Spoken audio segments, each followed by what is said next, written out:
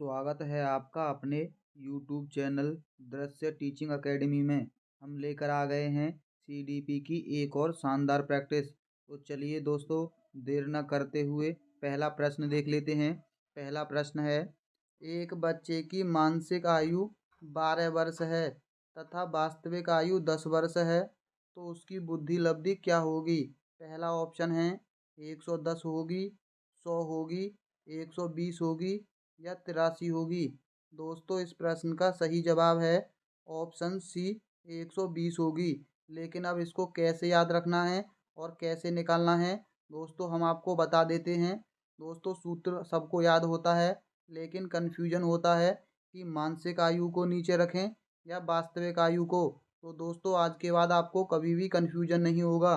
दोस्तों, आप अपनी वास्तविक चीज़ें लोगों से छुपा कर रखते हैं, यानी छुपी हुई चीज़ें नीचे आएंगी, वास्तविक चीज़ें अंदर की चीज़ें।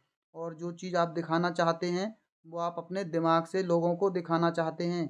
यानी इसको ऐसे याद रख सकते हैं, जो हमारे अंदर की वास्तविक चीज़ें हैं उसे अंदर रखना है और जो बाहर की चीज़ें हैं उन्हें बाहर रखना है। यानी मानसिक आयु को ऊपर रखना है और वास्तविक आयु को नीचे।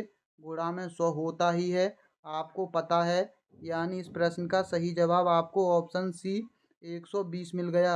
अगला प्रश्न है, निम्नलिखित में से मनोविज्ञान को मन का विज्ञान किसने कहा था? पहला है जॉन डीवी ने कहा था, डगलस ने कहा था, पेस्टोलॉजी ने कहा था या स्किनर ने कहा था। दोस्तों, इस प्रश्न का सही जवाब है ऑप्शन सी पेस्टोलॉजी ने कहा था। दोस्तों, इसको कैसे याद रख सकते हैं? दोस्तों, आपके मन के हिसाब से अगर किसी चीज़ में लॉजिक नहीं है तो वो चीज़ विज्ञान नहीं हो सकती। यानी मन के हिसाब से अगर किसी चीज़ में लॉजिक नहीं है तो विज्ञान नहीं हो सकती। मनोविज्ञान को मन का विज्ञान, पेस्टोलॉजी ने लॉजिक से लॉजी और मन से मन, विज्ञान से विज्ञान। अगला प्रश्न देख लीजिए। प्लेवे पुस्तक के रचयिता हैं। पहला है फ्रायड, दूसरा वाटसन, तीसरा मन, चौथा हेनरी। दोस्तों, आप इस प्रश्न का सही जवाब देख लीजिए। इसका सही जवाब है ऑप्शन सी मन। अब इसको कैसे याद रख सकते हैं? दोस्तों, अगर आपका मन नहीं है तो आप कोई खेल नहीं खेलोगे। प्ले होता है खेलना। दोस्तों, खेलने के लिए आपको अपने मन की आवश्यकता होती है। अगला है प्रश्न नंबर 4 देख लीजिए दोस्तों। निम्नलिखित में से शिक्षा का केंद्र बिंदु है? शिक्षक, विद्यालय, बालक या उपरोक्त सभी। ये तो बच्चों वाला प्रश्न है। आगे से एग्जामिनर से बोल देना कि ऐसे प्रश्न ना दें। प्रश्न नंबर 5 है, थॉर्नडाइक के गौण नियमों में कौन सा सम्मिलित नहीं है? पहला ऑप्शन है बहुअनुक्रिया, आंशिक क्रिया, प्रभाव का नियम या मनोवृत्ति का नियम। दोस्तों, जो चीज़ में गुण नहीं होता उसका कोई प्रभाव नहीं होता। यानी इस प्रश्न का सही जवाब है ऑप्शन सी प्रभाव का नियम। दोस्तों, इसको कैसे याद रख सकते हैं? जिन चीज़ों के अंदर दोस्तों कोई गुण नहीं होता वो किसी पर प्रभाव नहीं डालती हैं। प्रश्न नंबर 6 है, वुडवर्थ के अनुसार अंतःदृष्टि किस प्रकार की दृष्टि होती है? पहला है पाश्चात्य दृष्टि, पूर्व दृष्टि, पूर्व दृष्टि एवं पश्चात दृष्टि, कोई नहीं। दोस्तों, इस प्रश्न का सही जवाब है पूर्व दृष्टि। दोस्तों, अगर आपके अंदर की दृष्टि सही है तो पीछे आपके साथ किसी ने बुरा किया होगा तो आप उसे याद रखेंगे। अगला है, अध्ययन का उच्चतम स्तर कौन सा है? पहला ऑप्शन है दोस्तों उद्दीपक अनुक्रिया, अनुकूलित अनुक्रिया, समस्या समाधान, श्रृंखलाधिगम। दोस्तों, इस प्रश्न का सही जवाब ऑप्शन सी है, समस्या समाधान सबसे बेहतर होता है।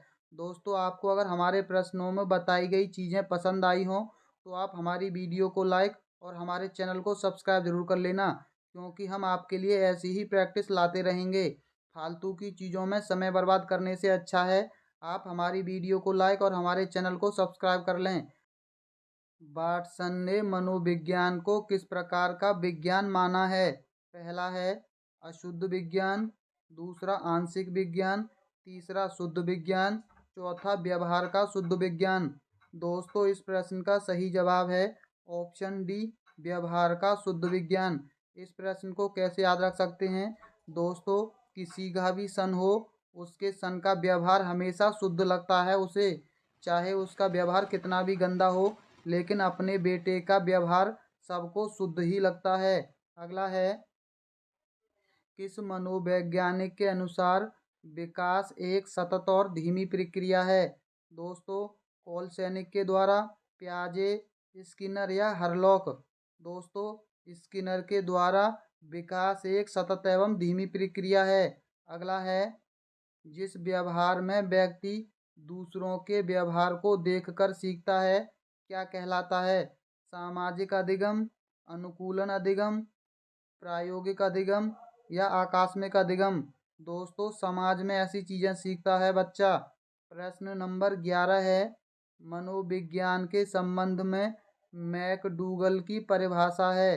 पहला है, मनोविज्ञान आचरण एवं व्यवहार का यथार्थ विज्ञान है। दूसरा है, किसी व्यक्ति के जन्म से लेकर वृद्धावस्था तक के अधिगम अनुभव का वर्णन एवं धारणा ही मनोविज्ञान है। मनोविज्ञान शिक्षा का आधारभूत विज्ञान है। मुझे कोई बच्चा दो और बताओ कि उसे क्या बनाऊं। दोस्तों इस प्रश्न का सही जवाब है ऑप्शन पहला, मनोविज्ञान आचरण एवं व्यवहार का यथार्थ विज्ञान है। ये परिभाषा थी मैकडूगल की। दोस्तों आचरण और व्यवहार कभी भी दोगला नहीं होना चाहिए। अगला प्रश्न है, संबंधवाद के सिद्धांत में कौन सा संघ सम्मिलित है। पहला है, स्थितियां व प्रत्युत्तर, उद्दीपन व प्रत्युत्तर, प्रत्युत्तर व प्रतिक्रिया, उद्दीपन व प्रतिक्रिया। दोस्तों संबंधवाद में जो सिद्धांत है उसके अंदर सम्मिलित होती हैं उद्दीपन और प्रतिक्रिया। अगला प्रश्न नंबर 13 है, व्यक्तित्व विकास की अवस्था है। अधिगम एवं वृद्धि, व्यक्तिवृत्त अध्ययन, उपचारात्मक अध्ययन या इनमें से कोई नहीं। दोस्तों व्यक्तित्व विकास की अवस्था को कहते हैं अधिगम और वृद्धि। उपचारात्मक अधिगम जब होता है जब बच्चे को कोई चीज़ सीखने में कठिनाई हो, तब उन कठिनाई को दूर करने में जो अध्ययन जो कार्य किया जाता है उसे उपचारात्मक अध्ययन कहते हैं। अगला प्रश्न देख लीजिए, क्रियात्मक अनुसंधान के महत्व के बारे में निम्न में से कौन सा कथन सही नहीं है। दोस्तों क्रियात्मक अनुसंधान बहुत ही इम्पोर्टेंट टॉपिक है, वेरी वेरी इम्पोर्टेंट टॉपिक लगा लीजिए दोस्तों। इससे आपको 2 से 3 प्रश्न 100% देखने को मिलेंगे क्रियात्मक अनुसंधान से, ये हमारी गारंटी है। पहला प्रश्न देख लीजिए, उपभोक्ता ही अनुसंधान करता है। दूसरा है, समस्याओं का हल शीघ्रता से प्राप्त हो जाता है। तीसरा है, समस्याओं का हल शीघ्रता में से किया जाता है और उसका मूल्यांकन नहीं किया जाता। उपयुक्त में से कोई नहीं। दोस्तों इस प्रश्न का सही जवाब ऑप्शन सी है, क्योंकि सी कथन गलत है। समस्याओं का हल शीघ्रता से तो किया जाता है, ये सही है, और उसका मूल्यांकन नहीं किया जाता, ये यहाँ कथन गलत है। इसका मूल्यांकन भी किया जाता है, यानी इसका मूल्यांकन नहीं किया जाता, इसलिए ये गलत हो गया। सी इसका सही जवाब होगा। प्रश्न नंबर 15 देख लीजिए, अच्छा अधिगम निर्भर करता है शिक्षक पर, छात्रों की रुचि पर, उपयुक्त शिक्षण पर, सभी पर। दोस्तों सभी पर करेगा, शिक्षक पर भी, छात्रों की रुचि पर भी, उपयुक्त शिक्षण पद्धति पर भी। अगला प्रश्न देख लीजिए, बच्चे के संज्ञानात्मक विकास हेतु उत्तम स्थान है खेल का मैदान, सभागार, घर या विद्यालय एवं कक्षा का वातावरण। दोस्तों संज्ञानात्मक विकास कक्षा के अंदर होता है, यानी कक्षा का वातावरण अच्छा होना चाहिए। अगला है, विकास में वृद्धि से तात्पर्य है ज्ञान में वृद्धि, संवेग में वृद्धि, वजन में वृद्धि, आकार, सोच समझ और कौशलों में वृद्धि। दोस्तों डी इसका सही जवाब है, आकार, सोच समझ और कौशलों में वृद्धि। प्रश्न नंबर 18 है, जेपी गिलफोर्ड के अनुसार अधिगम है।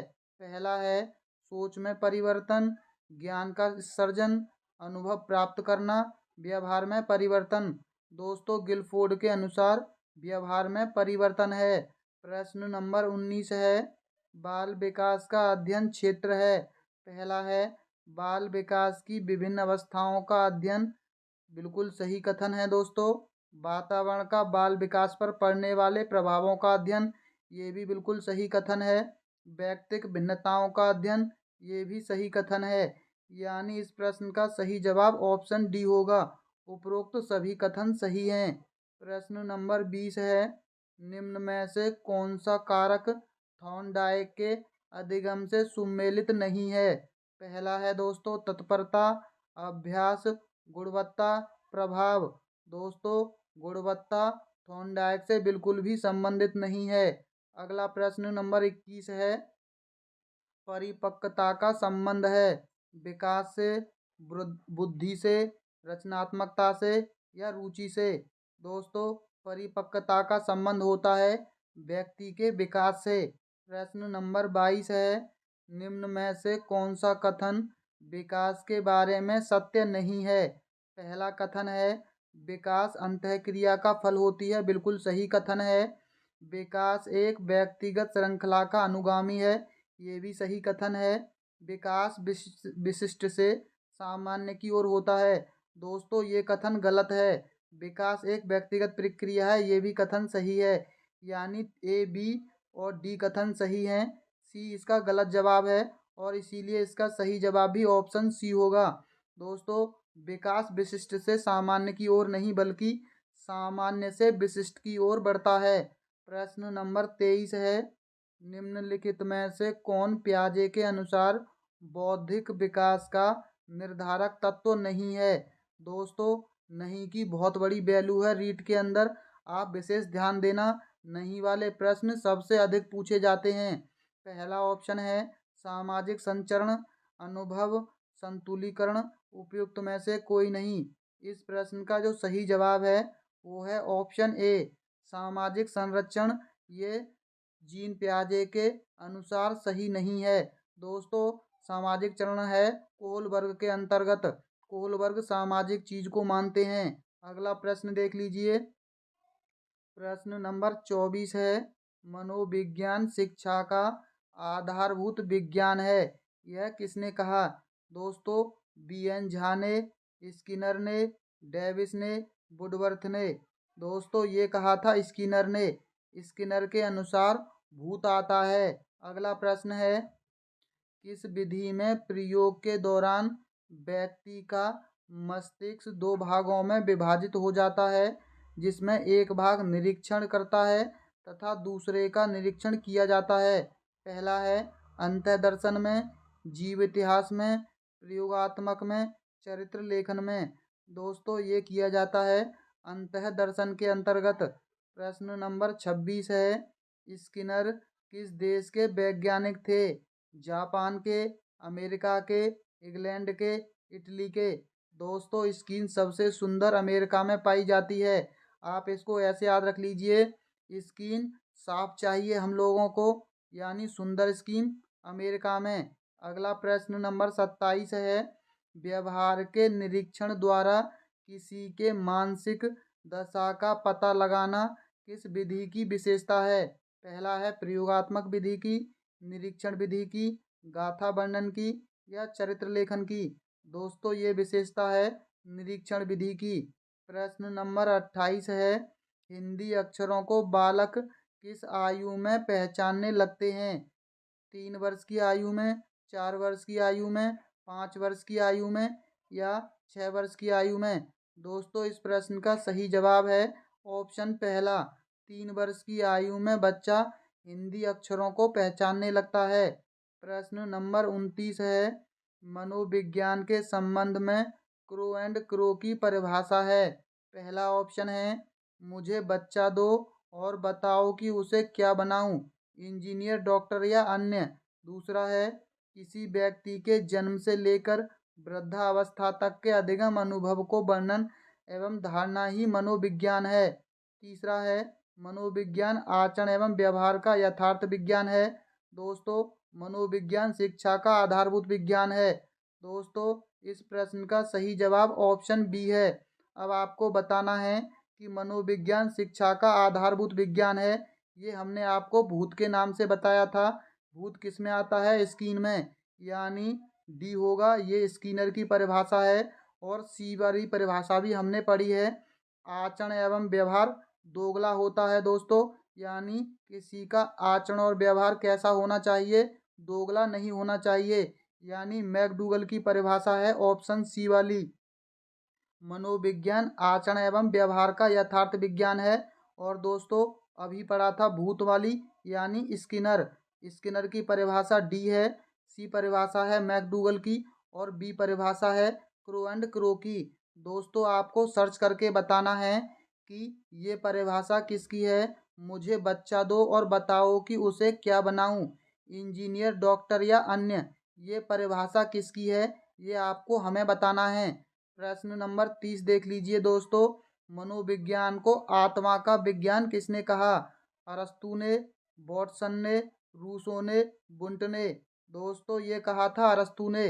इस प्रश्न को दोस्तों कैसे याद रख सकते हैं? जब भी आपको किसी के अंदर आत्मा आए तो कह देना, चल तू, हम विज्ञानवादी लोग हैं। दोस्तों आत्मा होती नहीं है, क्योंकि हम विज्ञानवादी लोग हैं। चल तू यहाँ से, हमें बेवकूफ़ मत बना। दोस्तों अरस्तू, आप इसको ऐसे याद रख सकते हैं। दोस्तों अगर आपको हमारी वीडियो पसंद आई हो तो वीडियो को लाइक और चैनल को सब्सक्राइब जरूर कर लेना, क्योंकि हम आपके लिए ऐसी ही वीडियो लाते रहेंगे। तो दोस्तों चलिए चलते हैं अगली वीडियो के लिए। उसके लिए आप वीडियो को लाइक और चैनल को सब्सक्राइब जरूर कर लेना। तो दोस्तों मिलते हैं अगली वीडियो में। वीडियो देखने के लिए बहुत बहुत धन्यवाद।